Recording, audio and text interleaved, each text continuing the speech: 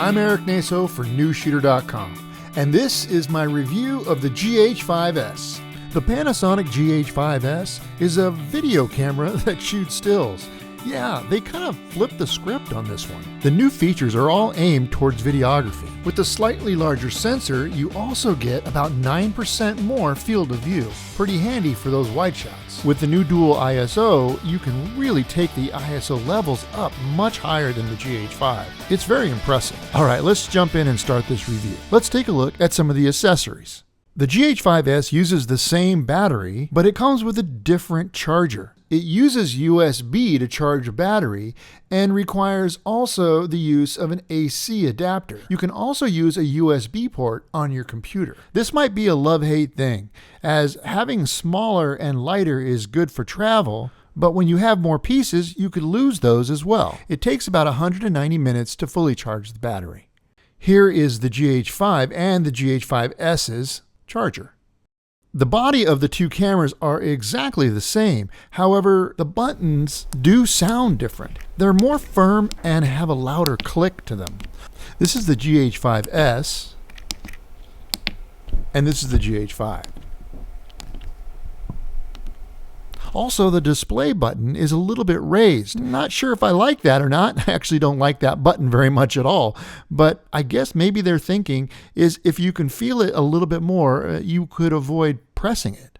The S also has a red record button and a red ring around the dial. A new feature with the GH5S is timecode in and out. It's a jamming type timecode. It comes with this special cable. On one end is the flash port connector, and on the other is a BNC connector. This is so you can jam the GH5S with a timecode source, like another camera or a timecode generator. On the flash port of the GH5S is where you plug the cable in. On the Ursa Mini, it has a timecode in, but doesn't send timecode, so I use the GH5S to sync the two cameras. Unfortunately, the timecode was inaccurate. Right from the start, it was 2 frames off.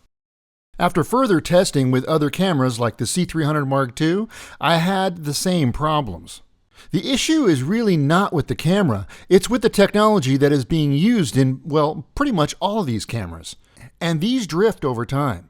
The only way to actually get solid timecode without drifting would require using a dedicated timecode generator hooked to the camera with a constant feed. Unfortunately, the GH5S doesn't have that feature. It will only take a timecode jam. Video features aren't the only thing that got an upgrade. The GH5S now has line level input as well as mic plug-in power. The GH5S has a brand new sensor. So is the color science the same? When I took my first color samples with the GH5S shooting this chart, it looked like the cameras really match well. But this doesn't tell the whole story. Once I brought it into Final Cut Pro 10 and brought up the vector scope, you can see that the colors are different, slightly. But this does make a difference. The red channel is less saturated and skews towards yellow. And the yellow is also a little bit less saturated and it skews towards green. Now the green channel, well, it's also less saturated and it skews a touch to cyan. Cyan skews a little towards blue. And the blue channel, well, it seems more saturated. Magenta, well, yes, it skews as well towards blue. The new color science is showing a very nice improvement in skin tones. Here's a sample with both cameras white balanced exactly the same with the same settings. The skin tones on the GH5S seem more pleasing to me. Oh, and sorry about the model. A nice feature for the GH5 as well as the GH5S is the ability to shoot UHD in 60p. Here's a resolution chart showing the differences between the GH5 and the GH5S when shooting in high frame rates. Both cameras look a little softer, but to my eye, the GH5S has a little bit less aliasing. In 2398, you can go into variable speed mode and set the camera to 60p, 120p, and up to 240. At 60p, I really think the GH5S looks great. To get the higher frame rates, you'll have to shoot in HD, and you won't be able to use all-eye. At 120 frames per second, it does take a small hit in resolution, but if it looks cool, well, who cares? The GH5S goes all the way to 240 frames per second, again in HD. It does have a slight crop. And yes, it does get softer. But if you're shooting something really interesting, again, I don't think the resolution issue or the softness to the image is really going to matter too much. We've come a long ways with these cameras. In this test, I wanted to see how the performance of both of the cameras are with deep blacks. So I put a lens cap on and I started dialing up the ISO. Let's start with 1600. ISO 2000. 2500. ISO 3200. 4000. ISO 5000. ISO 6400. 8000. 10,000. 12,800 is the maximum for the GH5 without going into extended ISO. Let's keep going with the GH5S. 16,000. 25,600. 32,000. 40,000 and still cleaner. 51,200. At 80,000, it's starting to look more like the GH5 at ISO 12,800. Impressive. This shows how well the new GH5S is using noise reduction to keep the blacks clean.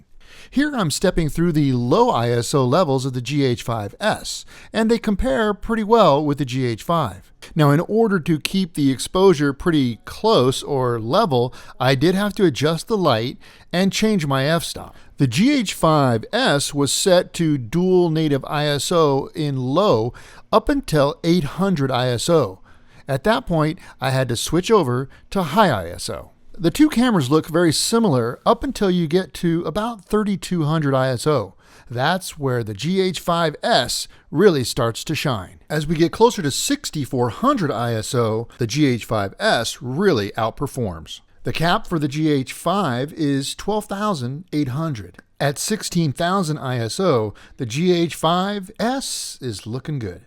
As you can see, even at 20,000, it's still cleaner. You're going to notice that noise reduction starts kicking in. Noise reduction can cause problems, like smoothing the skin. Now we're starting to see the GH5 performing as good as the highest setting of the GH5. At this point, I'm actually having a hard time keeping exposure on the GH5S shot. As we approach the ridiculous 204,800 ISO, the image, yes, is falling apart. It is impressive how well the GH5S ISO levels are performing. Is this an upgrade camera, or is this a camera that stands on its own? Well, that's actually a question you'll have to ask yourself. Are you primarily a video shooter? Or are you more interested in stills? Is no in-body image stabilization a deal breaker? I'm okay with it not having in-body image stabilization. If I need to shoot handheld, I have gimbals for that. The cleaner ISO to me is more important. Not that I really need to go that high, but having the headroom is a good thing. I also really appreciate the new color science. That was a surprise. The skin tones are looking so much better. All in all, it's a very interesting camera, and I think if you're a video shooter, you're gonna like it a lot. Okay, well that's it for me. I'm Erik Naso for Newsshooter.com. Thanks for watching, and make sure you check out the site because I have a little more extra information in the post.